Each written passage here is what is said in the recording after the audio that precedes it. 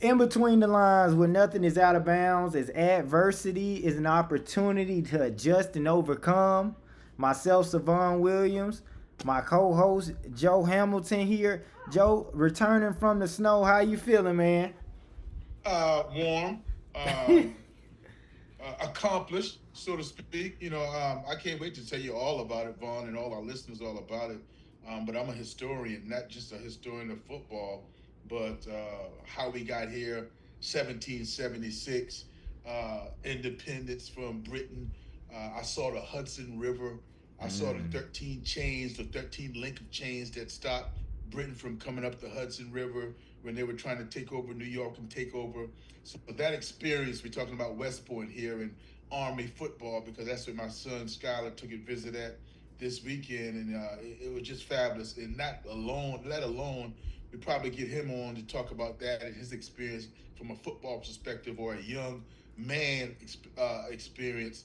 But goodness, man, you would never know that it's so much goes in not to just independence and West Point, but what also goes into Army football, the tradition that a lot of people don't know, that a lot of people have a little bit of misconception about. But I don't want to steal Skylar's thunder because I think he has a lot, and I can't wait to hear him be on a fly on the wall talking to his friends or talking to somebody else, maybe you or Grandma Ginger or Grandma or whoever, that what the experience that he got. So Right. I don't talk to him much. I'm not talking to him much probably Wednesday about what I feel or my thoughts and asking him questions and talking like that until I hear what he got out of it. Right. I don't want to put what I got out of it on him to where this is what I got too. Nah, man, you're a young adult. What did you get? What was your experience? Yeah, and I Yeah, can but reach it was out to fun. It was him. nothing but fun. It absolutely. I love to hear it. I definitely reached out to him. Not while y'all was out there, but since y'all gonna returned and been talking to him and been hearing some great things. Been hearing some great things. I'm glad that. Let me ask you this: was this the first time? And I think Kenya said it was. Was this the first time that they've been in New York since your Heisman or not Hall of Fame since being inducted in the Hall of Fame? Yes, I don't think they've been to New York since. And what And about even you? yeah, I've been because I've been to Kenya on her job to where Right. she took me up there, um, and I've also been up there with a family member died. But yeah, it's different though. Times Square is different. Tribeca is different. So it's never too much that if you're not staying in New York and you kind of distance it in between the times you go, probably 2 years, 3 years, Right. 10 years. It's like you've never been. So Different experience each that time. is how I treated it. So it wasn't like, hey, I know this, I know that, I remember that. I'm not a New Yorker at all. I'm a Right. South guy, but yeah, they have something to offer, no doubt about it. And the weather to those people and the traffic to those people is just a day in the life. I Right. stressed it, the weather a little bit, the wind. I stressed the honking of the horn and the traffic to go what 2.6 miles. Vaughn was 45 minutes. So and that was natural. So those are the type of things that where you say, hey, I love to go to New York City, but to live there, we don't know about that. Well, I don't Absolutely. know about that because again, it's almost like Atlanta. You Right. want to go to Atlanta time to time or from time to time, but to live there and always be there or have to work there, I And don't have think to you want deal that with the traffic. traffic. Yeah, Pros and yeah. cons to everything. So that's one There of the you go. things I that I like was that. Yeah. asking Skylar. What was his pros? What do you feel was his cons? But we'll have another time where we can have him come on, and I didn't want to bombard him with questions, but it was just exciting to see the whole family on the official visit, rightfully so. But let's get into what we got. National championship. It's the time that we've been waiting on, and I can I can talk about you all I want in regards to your NFL picks, but I'm 500. in regards to college football, you still holding on with these Miami Hurricanes. The ACC been holding you down. You picked them to start when we started college football Yeah. playoffs, and right now we got them heavily underdogs. I guess by Vegas saying to Yeah. against the Indiana Hoosiers. And I And think what is the spread, brother? when I seen it, it was either 6.5 or it could have even been 7.5. Because I seen Signetti said that that was a setup. Signetti response was that's a setup. Well, I mean, he's going to say that. He's going to say that because he's going to want to make sure his guys. Yeah, 7.5, brother. Yeah, yeah, 7.5 according to ESPN. And when you see 7.5, that is a blowout. I echo what you just said. And to be, so to speak, in Miami's backyard.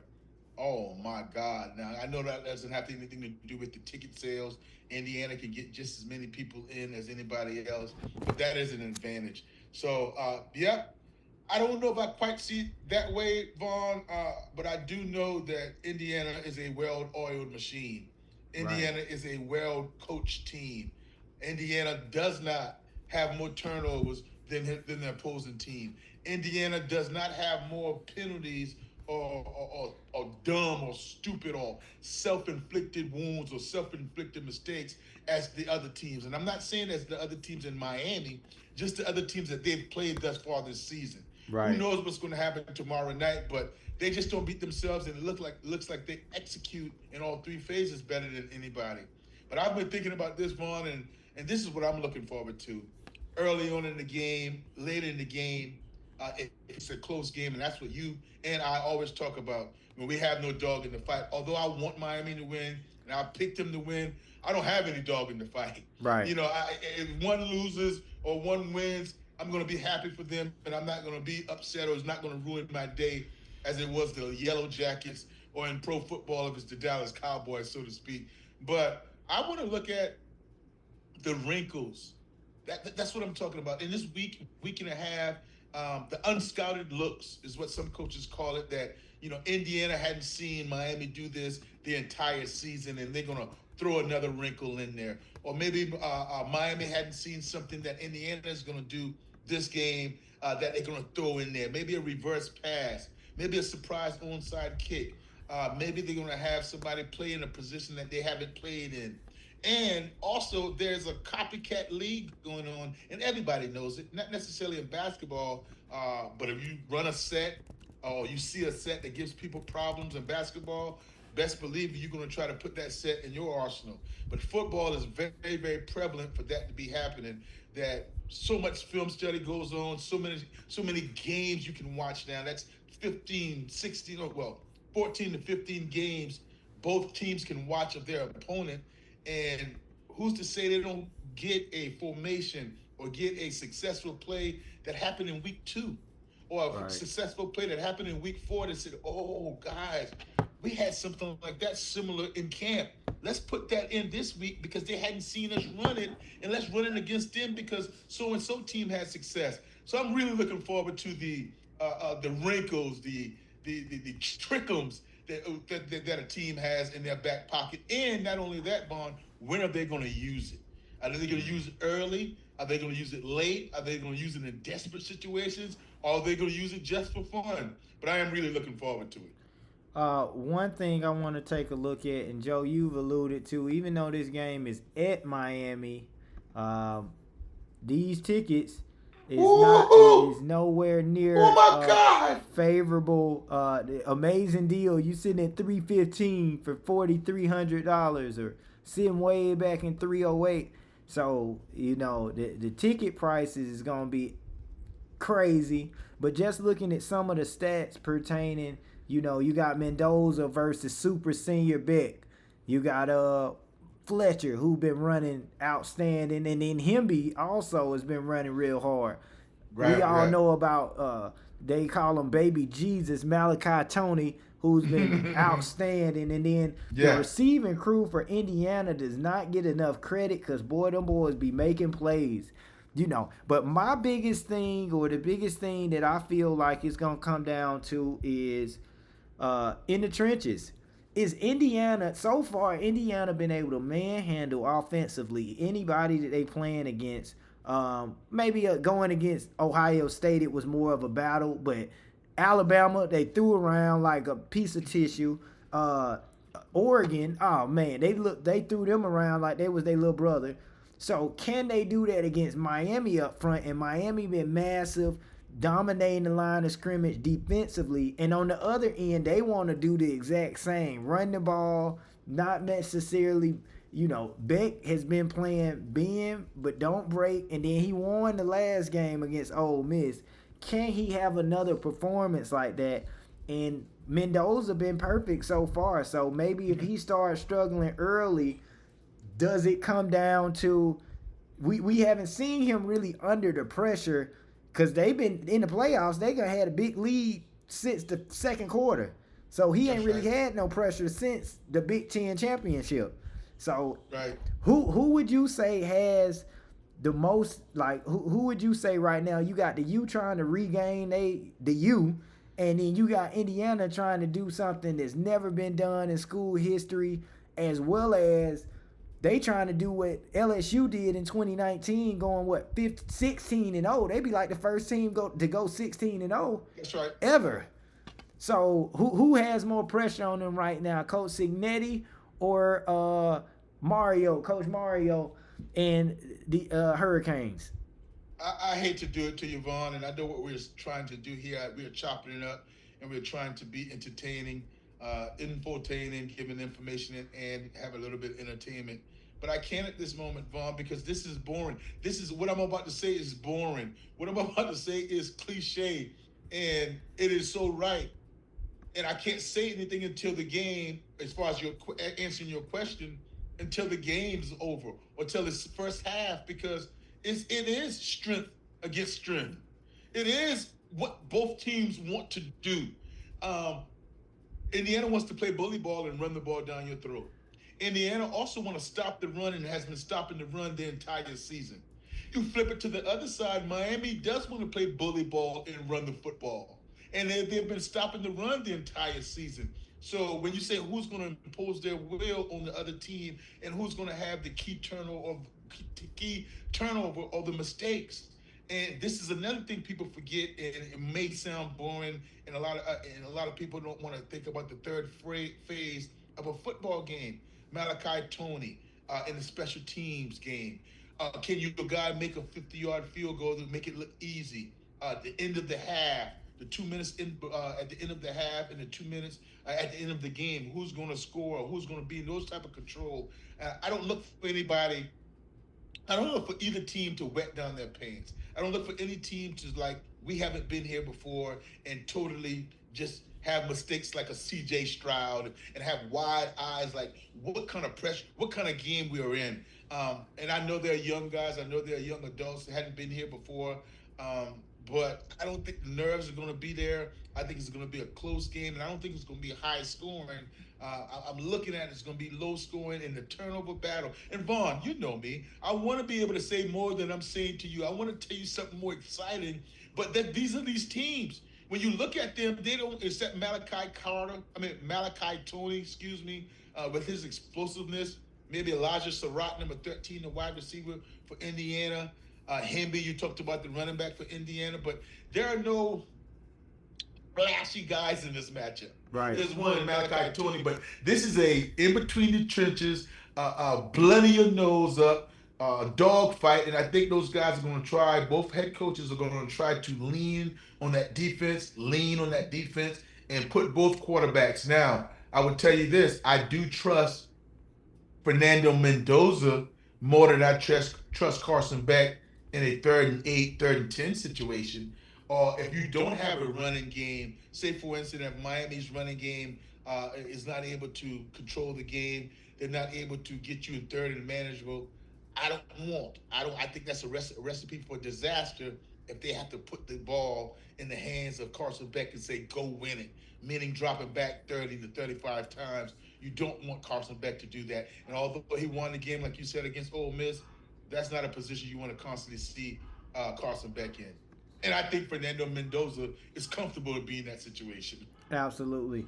Lastly, in case we don't follow up prior to, give me your score. What's going to be the score of the national championship game? We know you're going with Miami because you chose them early, so you got to stick with them.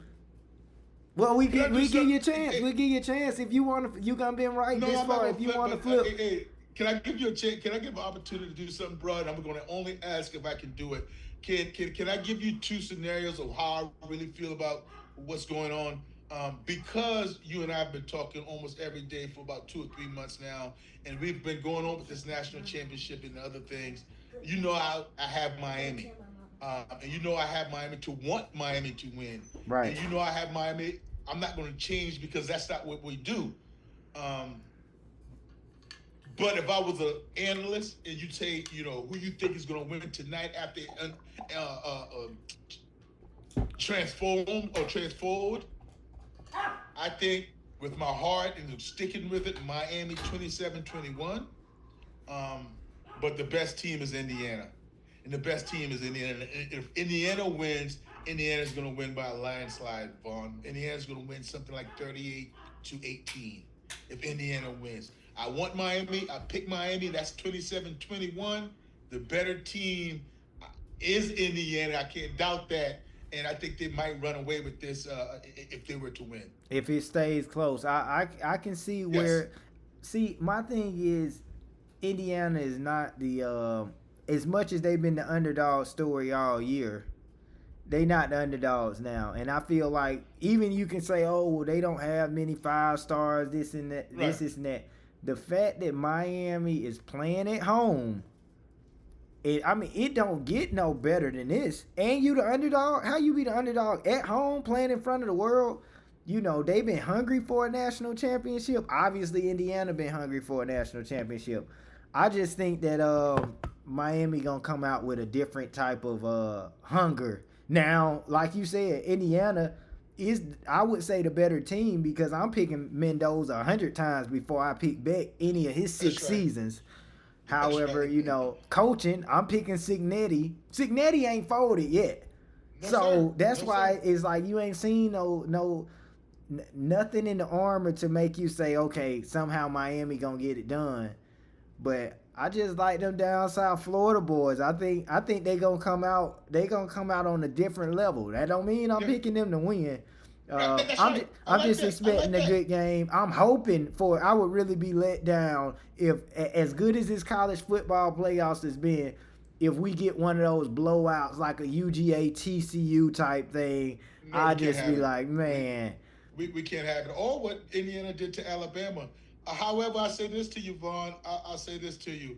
Um, and you said Miami's the underdog and they're going to come out acting like it and on fire. I agree. And Indiana is not the underdog at this point. However, the GOAT in your mind, Tom Brady, no doubt in my mind as well, quarterback, 7 Super Bowls. He's always had that chip about being the last quarterback being or an humming underdog, quarterback. yeah, Yeah, so even though he was a champion way on the latter parts of his career, the middle point of his career, he's always been like, hey man, no matter what it says, you remember this happened. So he finds a way to put himself in a position to say they don't think I can do it. So I think that's going to be the same way with Indiana. Although they are favored, the Mendozas of the world, the coach Signetti's and his staff and all those guys are going to be like, hey man, they still don't really believe. Let's go out there and make them believe. So I still think they're going to carry that chip on their shoulder. So I'm with you, man. Let's have a physical and not a sloppy game. All right. right. I mean, what I mean sloppy game is just a lot of penalties. Yeah, I I know was it's just going to about to say be that. some turnovers and some people can make plays. And if you punch the ball out or you force turnovers, I'm with that. But if we got to keep on stopping the game with false starts and illegal formation and offsides and things like that, that's what I don't want. But it's going to be a little bit of jitters early. So you expect that a little bit early because it's a national championship game. But I don't want a sloppy game. I want a well played game and see who comes out on top. I don't want no targeting penalties because I feel like it's gonna be some folks laying the boom. So let's make sure we review and watch the whole targeting because they throw players out the game and that can be a deciding factor as well. Excellent point, Vaughn. An excellent point. I'm glad you brought that up. Remember now, Miami's starting safety. He's going to miss the first half of this game. What? Oh, because he got thrown out in the second half of last. Yes, yes. Oh, so He they got missed. to. I thought he just missed that game. I didn't know he missed this one as well, or at least a half as He, well. yeah, he missed the half. I mean, yeah, he's going to be missing the first half by getting thrown out. The second half, he's going to miss the first half of the national championship game. If That's you get thrown out ridiculous. in the first half, that don't happen because you missed the second half of that game. You know Yeah, what I mean? So when you get thrown out, yeah. So that's something to they need watch. to Miami change will that. be you've been out there starting safety until the second half, and hopefully it's still a game. But Vaughn, just remember, and I'm with you as far as look at it and review it and understand that you don't want that the game to be decided when you kick a key player out. But that safety precaution is for both players, the one that's lowering their head and the defensive player. So I got to protect both of them, and that's what the rules entail. But I don't want to see a big time player go out with a helmet. The helmet that's iffy. That is Yeah, I don't want to borderline. put it in the refs' hands to where they That's can right. make a That's right. call that can decide the game. As Miami in the last national championship against That's right. Ohio State, even though it went our way. But we gonna close it out with that.